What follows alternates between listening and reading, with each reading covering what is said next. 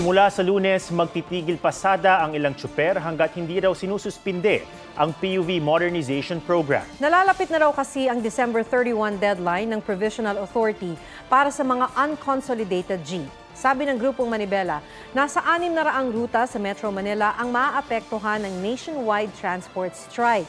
1,000 jeep, taxi at UV Express ang paparada bilang kilos protesta sa LTFRB hanggang Malacanang. Hindi naman daw sasama ang transport groups na kabilang sa tinatawag na Magnificent Seven sa protesta ng Grupong Manibela.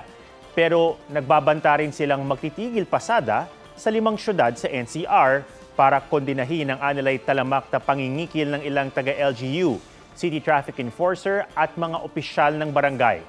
200 hanggang 300 piso kada araw daw ang mawawala o nawawala sa kinikita nila dahil sa korupsyon. Sinubukan na raw nila itong iparating sa DILG pero sabi ni Secretary Benher Abalos, walang nakarating sa kanyang mga sulat. Gayunman, handa raw siyang makipag-usap anumang oras at tumulong sa kanila. Ayon naman sa media affairs ng LTFRB, wala pang pagbabago sa utos ng DOTR kaugnay ng modernization program.